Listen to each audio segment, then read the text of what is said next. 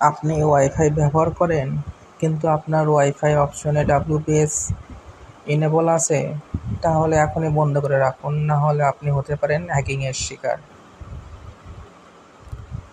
তো চলুন দেরি না করে দেখা যাক কীভাবে WPS অপশন ডিজেবল করতে হয়। সর্বপ্রথম আপনাদের ফোনে আপনাদের ওয়াইফাই কানেক্ট করে নেবেন। ওয়াইফাই কানেক্ট করার পর ওয়াইফাইয়ের অপশনে প্রেস করে ধরে থাকবেন। দেন আপনাদের কাঙ্ক্ষিত যে ওয়াইফাই কানেক্ট করা আছে সেই ওয়াইফাইয়ের ভিতর এন্টার করবেন।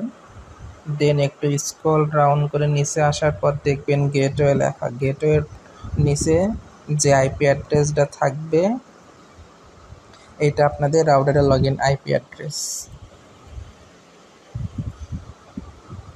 এই আইপি অ্যাড্রেসটি গুগল ক্রোম ব্রাউজার ওপেন করে অ্যাড্রেস বারে সার্চ দিতে হবে। গুগল ক্রোম ব্রাউজার ওপেন করার পর অ্যাড্রেস বারে সার্চ দিবেন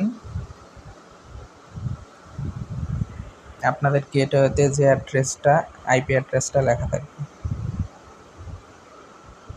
দেন আপনাদের ওয়াইফাইয়ের ইউজার নেম এবং পাসওয়ার্ড দেবেন। ওয়াইফাই অ্যাডমিন প্যানেলে লগ ইন করা সাকসেস হওয়ার পর আপনারা ওয়্যারলেস অপশনে যাবেন।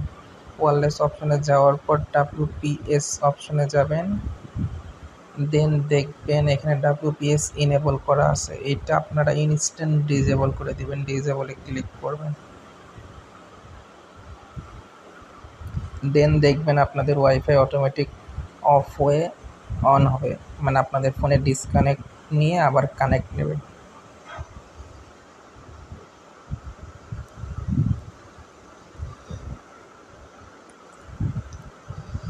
এখন যদি আমি আবার WPS অপশনে আসি, দেখবেন WPS অপশন ডিসেবল করা আছে। এই অপশনটি যদি ইনেবল থাকে তাহলে আপনারা হতে পারেন হ্যাকিংয়ের শিকার। Thank you for watching this video.